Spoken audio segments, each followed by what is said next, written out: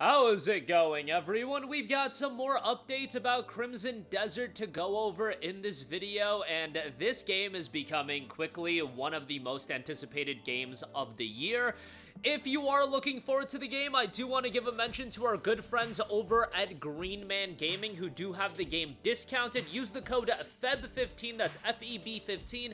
You'll save 15% off on the game and you'll get it for $59 and change. You also won't pay tax, and it will be a Steam code for the game, so you redeem it directly on Steam and you're good to go. The Deluxe Edition is on sale as well, 15% off for $68. The Deluxe Edition doesn't have anything that crazy. It's not like bonus story content or anything like that. So I would just stick with the base game if you're interested, but yeah, you can get the Deluxe Edition if you want. Will Powers, who is in fact the person from the tester, I watched the tester back in the day, and Will Powers is now doing PR, and he's doing a lot of interviews for Crimson Desert, and love how transparent he is being with this game, and it's just insightful because he's going in depth on any question. He really gives thoughtful answers, and that makes me more interested in this game because what has been one of the prevailing talking points of this game?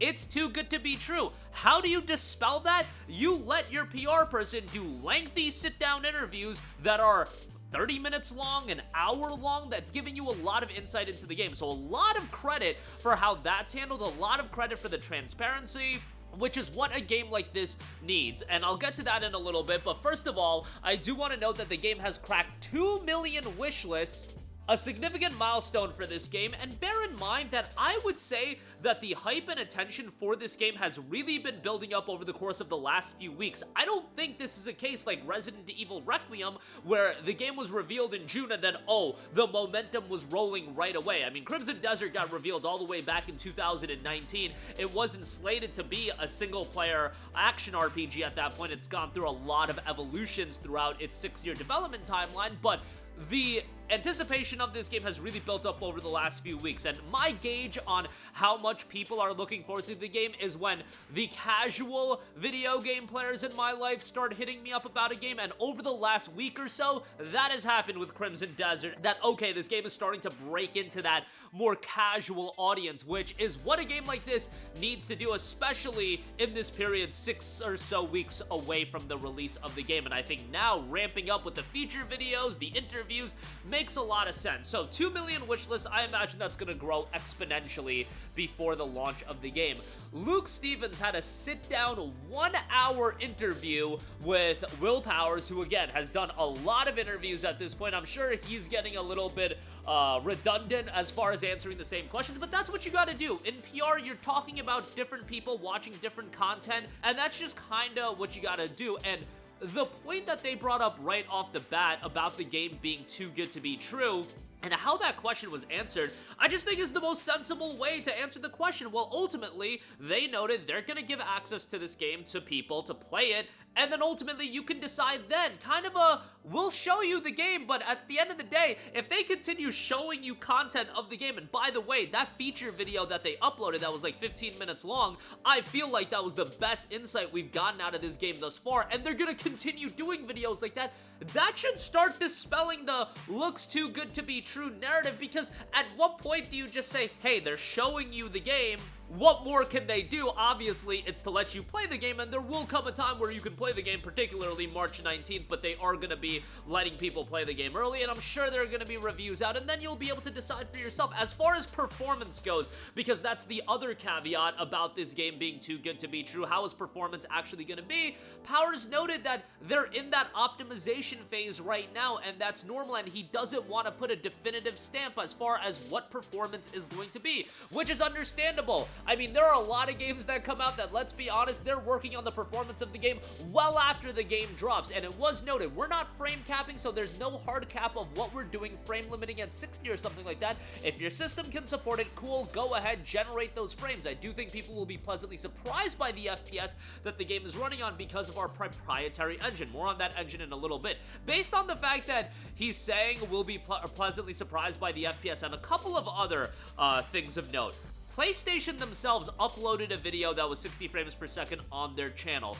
I think this is a game that people look at it and they would be understanding. I don't want to speak for everyone, but a lot of people would be understanding if this game would be 30 frames per second. However, based on the fact that PlayStation uploaded that video at 60 frames per second on their channel, I feel like it would be very misleading if this game didn't go at least up to 60 FPS on PlayStation 5. Point number 2, PSSR is rumored to get an updated release in the month of February or some sort of update soon. You would want a game that could be geared to being a real showcase for PSSR, and the update on that on PS5 Pro, I would think Crimson Desert would be exactly that. Ideally, you would get this game running at 60 FPS or up to 60 frames per second on PlayStation 5, and based on the verbiage that's being used, I am thinking they're gonna go down that route. And also, that proprietary engine is a big deal here. I know a lot of us are familiar with Unreal Engine 5, and Powers noted that this engine that is being used for Crimson Desert is a proprietary engine that's built ground up for open world games. And if we see a lot of success with Crimson Desert as an open world title, I hope this is an engine that'll be used in other open world titles as well. And the effectiveness of this engine, because the common critique of UE5 is that open world is just hard to do, and there are shortcuts you have to take to just figure out how to do open world games in UE5. I would say the Decima engine has been fairly competent as far as creating compelling open world titles, but this is its own open world, and it looks like a level up from a lot of the other open world titles. And I've seen a lot of people say that this feels like one of the first truly next-gen game. But again, a lot of that is going to come down to the proprietary in-house engine that's specifically built for open world games, and a lot of the aspects of it, you can see it coming down with massive draw distance, thousands of assets, seamless traversal as well. Now, Powers also noted that during this optimization phase, he noticed that there was pop-in, but the bigger element that they worry about is it immersion breaking. When you're dealing with a game of this scale, I think most people are going to be okay with the level of pop-in, level of bugs and glitches here and there. That's just going to be the reality when you're talking about a large-scale open-world game. When you look at something like Cyberpunk 2077 at launch, that game absolutely was immersion breaking on PlayStation 4. I even thought that game was hated a little bit too much as far as the PC version is concerned, but the PS4 version was an abomination. You don't want to get there. You don't want to get anywhere near there, but if you can get to a level where the game is competently running, the performance is consistent. That's more than anything. You need consistent performance, even if it's at 30 frames per second.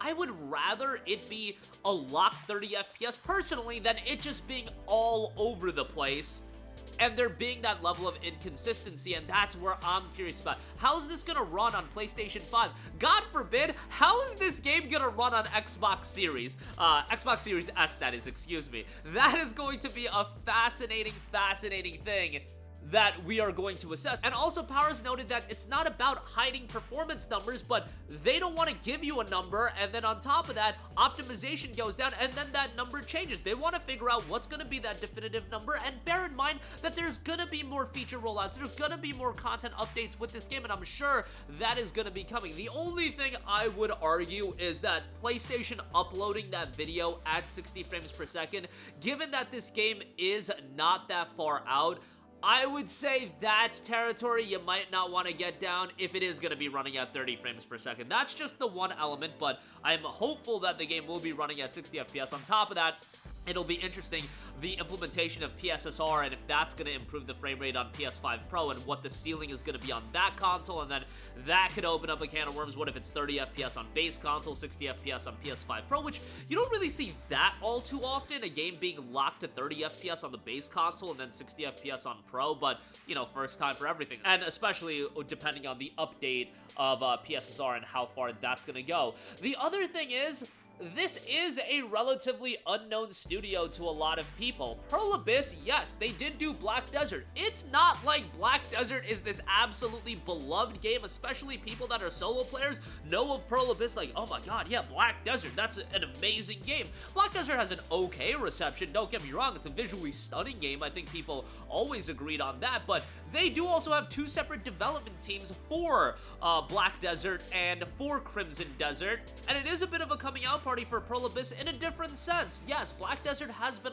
around for a long time, but it's not like Crimson Desert is going to be a game that requires you to have investment towards Black Desert Online. No, the people that are hitting me up about this game, it's not like they have investment towards Black Desert Online. It's absolutely going to be a game that people that are just into single-player open-world RPGs are going to check out. So it really would behoove them for them to deliver on quality, because you would imagine if this is at a high level, they're going to do more single-player games in the future, and it could be another pathway for Proprietary to drop a lot of games. But for now, as far as performance targets and optimization, bear in mind that they are on their own engine. They're showing you gameplay. They're in that optimization phase, so give them some time, and then we can judge for it. The only thing, again, my point of contention is PlayStation uploading that video at 60 FPS, and ultimately, if it's not at 60 FPS, that would be a little bit of a bummer. It would be one thing if this game was 2 years out and they're just uploading gameplay demos and whatnot of showcasing a game 2 years out, but this game is still coming out fairly soon, so we'll see how all of that turns out.